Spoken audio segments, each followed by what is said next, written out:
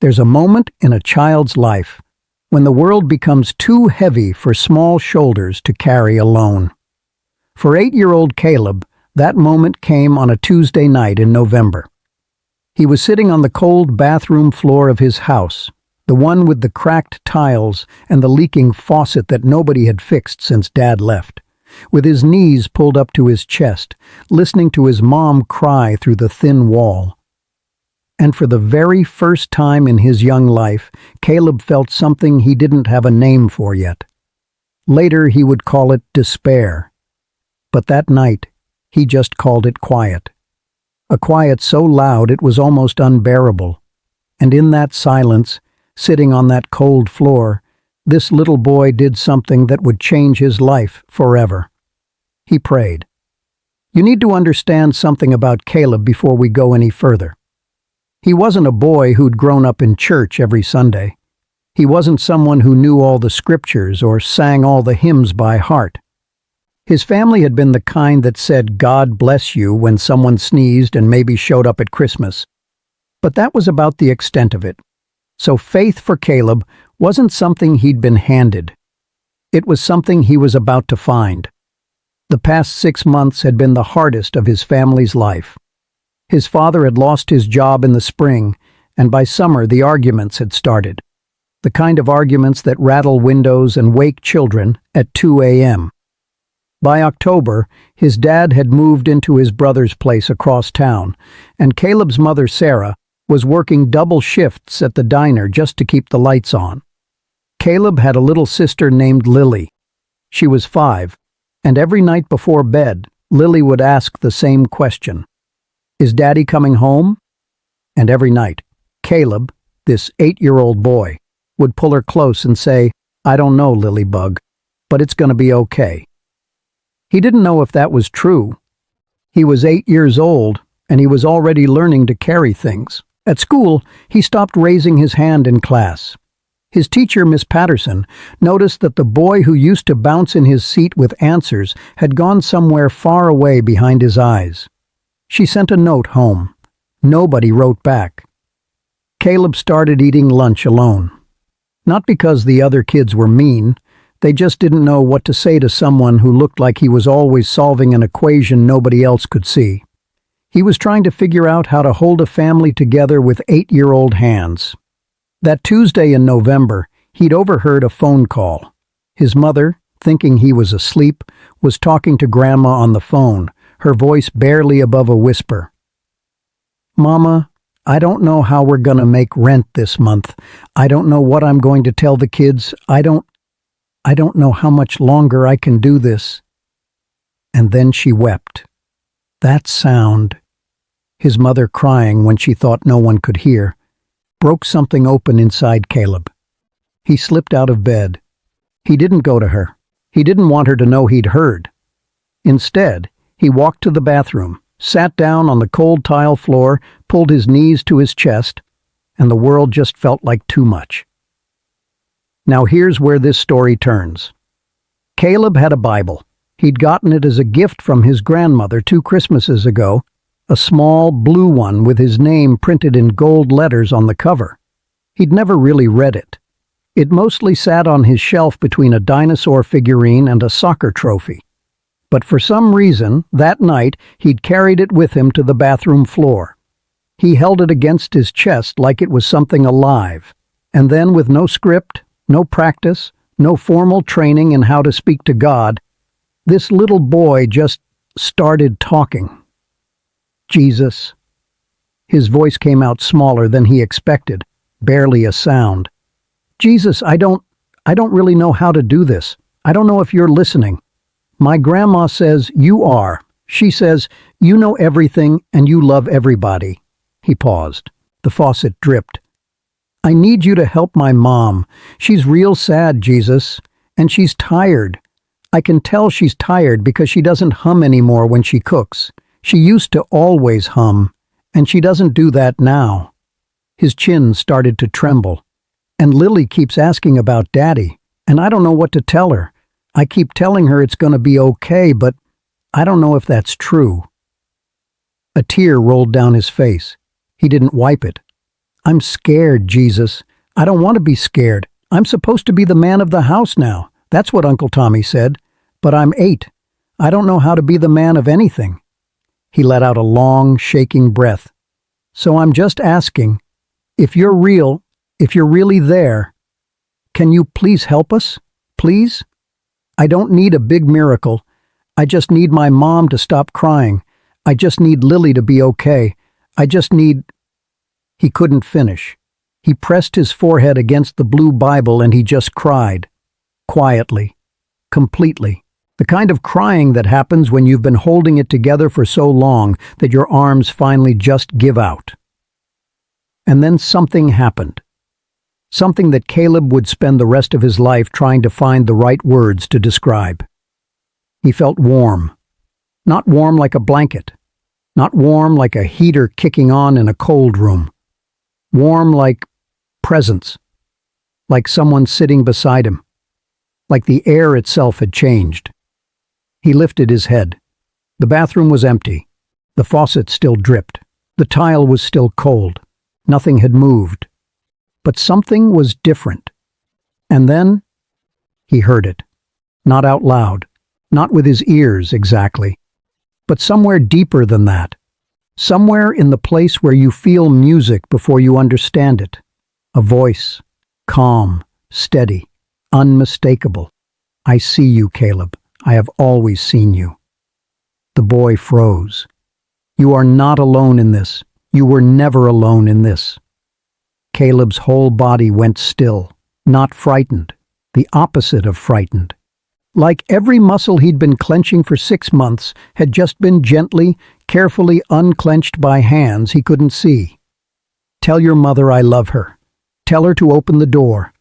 And just like that, the warmth shifted, faded, like a wave pulling back from the shore. Caleb sat there, shaking, with tears drying on his face and his heart hammering so hard he could feel it in his fingertips. He didn't know what had just happened. He just knew it was real.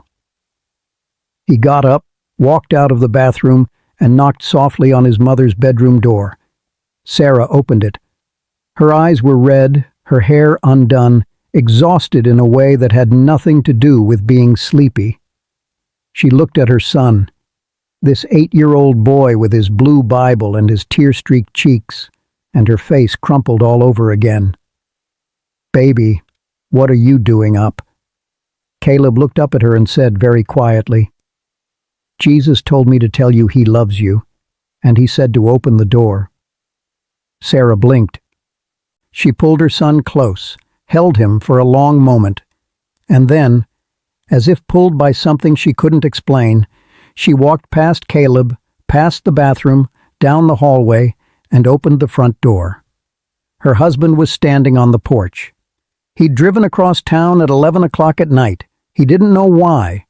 He told her later that he'd been sitting in his brother's apartment and something just came over him, a pull, deep and undeniable, that told him to go home. He'd been standing on the porch for 3 minutes, hand raised to knock, trying to talk himself out of it. She opened the door before he could. They stood there looking at each other.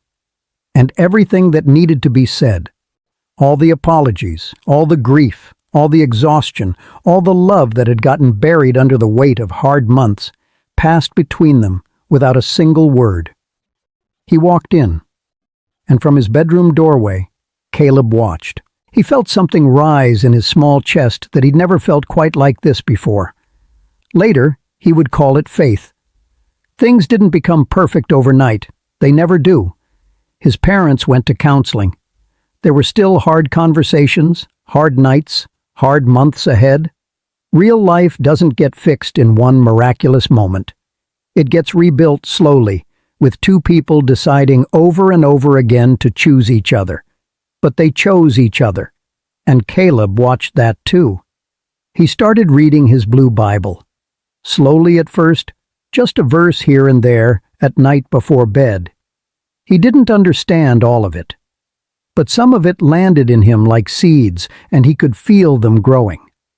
He went back to raising his hand in class. Miss Patterson cried a little the first time she saw it, though she pretended she didn't. He started telling Lily stories at bedtime, not just "it's gonna be okay," but real stories, with imagination and wonder and hope woven all the way through. She'd fall asleep smiling, and Caleb would sit in the dark of her room and feel something enormous and quiet moving through him. At Christmas that year, his grandmother came to visit. On Christmas Eve night after dinner, Caleb climbed into the chair beside her and said, "Grandma, I have to tell you something that happened." And he told her everything: the bathroom floor, the Bible, the prayer, the warmth, the voice. His grandmother went completely still, her eyes filled up. When he finished, she took his face in her hands, those old, soft, certain hands, and she said, "Baby, he heard you because he was already there. He was there before you even knew to ask." Caleb nodded slowly. "I know," he said. "I could feel it." Caleb is 26 years old now. He works as a youth counselor at a community center in the same neighborhood where he grew up. Every week, he sits across from kids who carry things too heavy for young shoulders, and he tells them what he knows to be true. He tells them about a Tuesday night in November, and a bathroom floor, and a boy who didn't know how to pray but prayed anyway.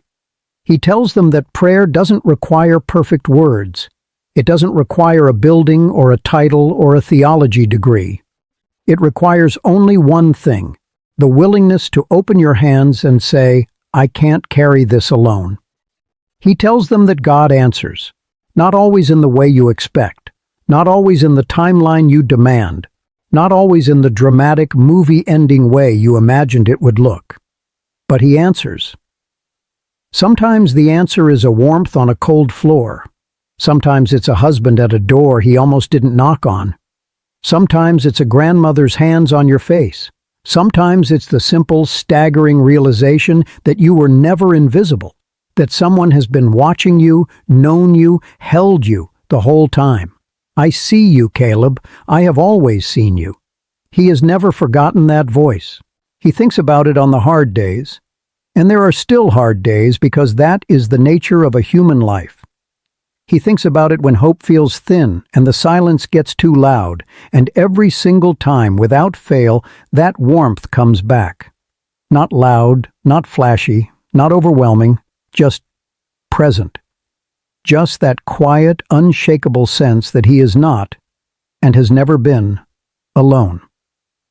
Maybe you're watching this tonight from your own kind of bathroom floor. Maybe the walls are thin, and the faucet is dripping, and the weight of everything you're carrying has finally gotten to be more than you can hold. Maybe it's been a long time since you prayed, or you don't know how, or you're not sure anyone is listening. I want you to hear something. He sees you. He saw you before you clicked on this video. He saw you before this hard season started. He has seen every version of you. The strong ones, the falling apart ones, the ones you hide, the ones you perform, the ones that only come out at 11 o'clock at night when you think nobody's watching. He sees all of you, and he is not turned away. You don't need perfect words. You don't need cleaned up faith. You just need to open your hands. Talk to him the way Caleb talked to him, like a tired, scared, honest person who needs help and isn't too proud to say so. Because here's what that 8-year-old boy learned on a cold November floor and has never stopped knowing. Prayer doesn't have to be beautiful to be heard. It just has to be real. And he is always, always listening. If this story touched your heart today, share it with someone who needs to hear it. You never know whose bathroom floor moment this might reach. God bless you.